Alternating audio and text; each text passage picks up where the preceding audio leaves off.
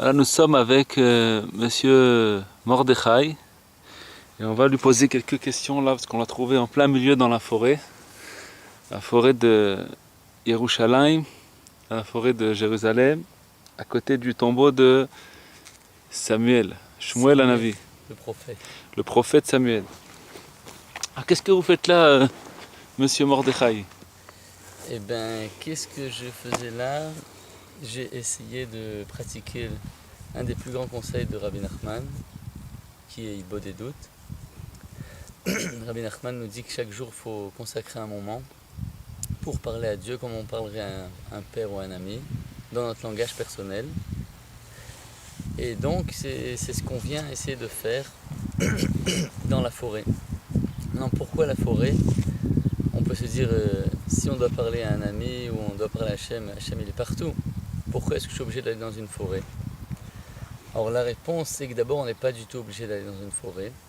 On peut très bien parler à Hachem dans n'importe quel endroit au monde, dans une cabine téléphonique à Paris, dans sa chambre, sous son talit, au milieu d'une foule. On peut... L'essentiel c'est d'arriver à s'isoler du monde et de nos activités pendant ce moment et rentrer en dialogue avec Hachem. Donc maintenant, pourquoi la forêt? Parce que la forêt, en fait, c'est un endroit qui contient des arbres et des herbes. Et Rabbi Nachman nous dit dans l'Écouté Moharan que chaque herbe, elle entonne un chant constamment à Hachem. Et donc, quand on essaie de prier dans la forêt, les herbes, en fait, font monter, en même temps que leur chant qu'elles veulent faire monter à Hachem, elles font monter notre prière. Donc, ça aide à la prière.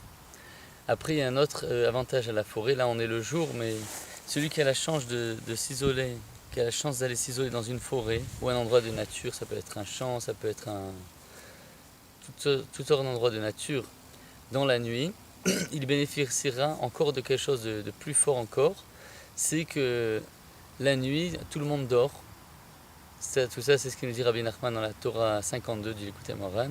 Donc comme tout le monde dort, donc l'influence du monde est beaucoup moins présente dans le monde. Et si dans l'endroit où on se trouve encore, c'est un endroit où il n'y a personne, donc encore plus. Et si le jour encore dans cet endroit il n'y a personne, ça va faire un endroit encore plus neutre. Et comme cet endroit va être complètement neutre de l'influence du monde, on pourra nous beaucoup plus facilement se connecter au tachlit. Le tachlit c'est le but, c'est-à-dire le but, pourquoi on est venu dans ce monde, qu'est-ce qu'on est venu faire, qu'est-ce que c'est tout ça, qu'est-ce qui se passe.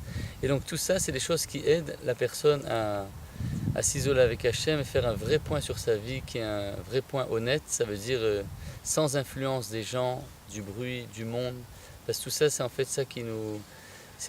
tout ça c'est toutes sortes de choses qui nous déconcentrent quelque part du but. Et donc c'est pour ça qu'on a besoin de cette méthode d'Hitbod Edut, de chaque jour faire un point pour essayer de régler tout ce qui ne va pas et se rapprocher du vrai. Et dis-moi, qu'est-ce que ça veut dire Hitbod Edut? C'est un mot en hébreu ça? Alors, Hitbod Edut, ça veut dire ôte-moi d'un doute. Non, je rigole.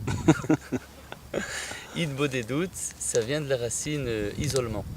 S'isoler. Voilà, s'isoler. Ça veut dire en réalité, même celui qui s'isolerait sans parler, il méditerait comme ça serait quelque chose de très très bénéfique pour sa neshama. Mais on sait que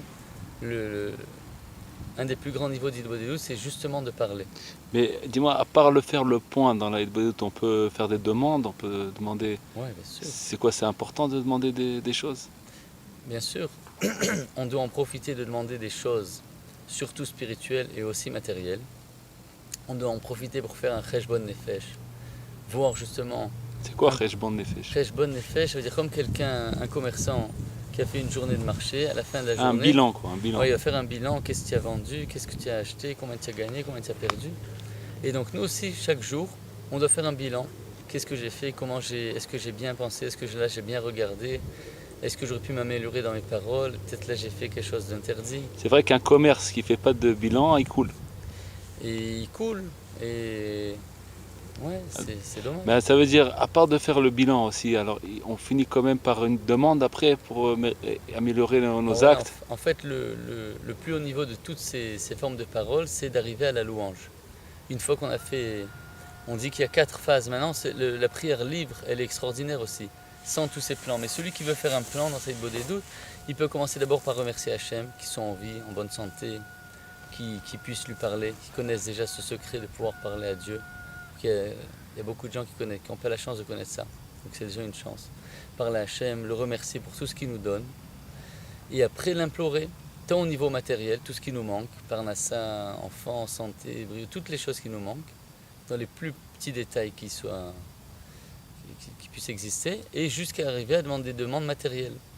Où là il faudra être très large et ne pas avoir peur de demander les choses les plus grandes possibles, au niveau spirituel. Donc après on pourra chanter Hachem, on pourra le louanger. Alors il faut demander plus du spirituel que du matériel. Eh ben c'est sûr que c'est le mieux. Mais c'est déjà bien de s'habituer à parler à Hachem, même pour lui demander des choses matérielles. Maintenant, tant qu'on est là, s'il tient un rendez-vous avec le roi, autant demander des choses plus élevées. Et là j'entendais tout à l'heure, il y a un type qui criait, il fait de la Hitbodedut aussi sûrement. Ouais, c'est ce qu'on appelle une Hitbodedut en mode sauvage.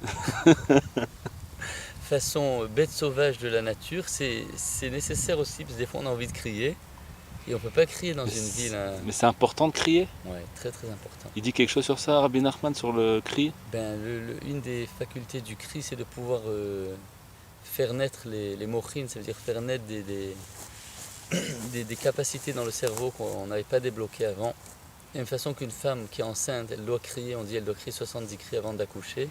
Donc nous aussi, si on veut accoucher de choses spirituelles, de choses nouvelles dans notre service divin, on doit aussi crier. Chazak ou Baruch. Merci Merci. beaucoup, monsieur Mordechai. Chazak Et ou Baruch. une bonne continuité. Et espérons à tout le peuple juif de faire tous les jours. Combien de temps il faut faire Hitbodedut? Alors, Rabbi Nachman, il conseille 1 heure. Il y a même d'autres endroits où il dit qu'il faudrait 2 heures, 1 heure de préparation, 1 heure de parole, mais en réalité tout sera bien. Parce qu'il faut savoir qu'on va être forcément confronté à un obstacle, c'est qu'on ne va pas arriver à parler, on va se retrouver à redire toujours les mêmes choses, ça vous inquiétez pas, c'est normal. Tous les tzadikim même sont passés par là, et c'est nécessaire. Rien que le truc c'est d'arriver à s'habituer à ça, même si on sort pour parler 1 minute avec Hachem, et qu'on augmente cette minute, qu'elle devient 2, après 4 et 6, jusqu'à arriver à au moins 1 heure. Mais dis-moi, quand quelqu'un il va faire des Hitbodedut et il n'y a pas de mots qui sortent, qu'est-ce qu'il doit faire? Eh bien, il doit demander à Hachem de lui envoyer des paroles. Envoyer des paroles. Là, il doit faire sur ça Ouais. une prière. Voilà. Ou même s'il connaît qu'une seule parole, même s'il vient rien que pour dire Ribono Shel Olam, maître du monde, et qu'il répète ça pendant... C'est bien aussi. Il répète ça, c'est toujours le même mot, il répète le même Voilà. mot. Rien que le fait de rentrer en contact, en dialogue avec Hachem, c'est une très très grande chose. J'avais entendu une histoire comme ça avec l'élève de Rabbi Nathan, qui répétait 1000 fois. Il répétait, ouais, Ribono Shel Olam, maître du monde. C'était quoi l'histoire?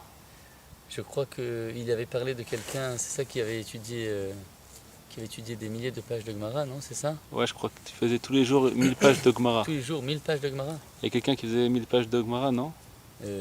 Ouais, quelque chose comme ça. Je ne sais pas si c'était 1000, mais en tout cas, Rabbi Nathan, il a dit, moi j'ai un élève, c'est ça? Ouais. Moi j'ai un élève qui peut répéter 4000 fois Ribono Shel Olam.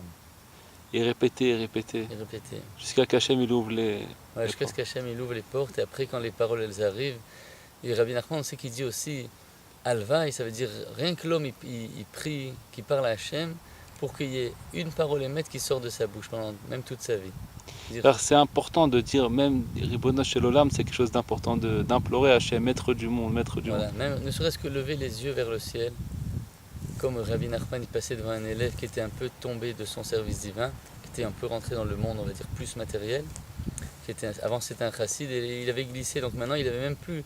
Il se cachait quand Rabbi Nachman passait devant sa maison, parce qu'il était pris dans son commerce, ses occupations, il avait peur des réflexions de Rabbi Nachman, ne serait-ce que le voir c'est une réflexion. Et une fois Rabbi Nachman il l'a attrapé, il s'est mis devant la fenêtre, il a dit tu vois ce marché, dans 50 ans il y aura le même marché, ce sera d'autres chevaux, d'autres commerçants. Et il a fait comme ça un petit truc, il dit attrape quelque chose d'éternel, ce monde il te trompe. Il a dit comme ça, est-ce que tu as au moins regardé le ciel aujourd'hui? Il savait qu'il n'avait pas le temps de prier, d'étudier. Il dit, est-ce qu'au moins tu as regardé le ciel? Alors c'est important même de regarder le ciel. Voilà. Même se préparer à la Hitbodedut, même si on peut rien dire, rien que de regarder le ciel, c'est déjà même se préparer, même faire un petit effort pour se connecter à Dieu. Parce que finalement, toute notre vie, c'est avec Dieu.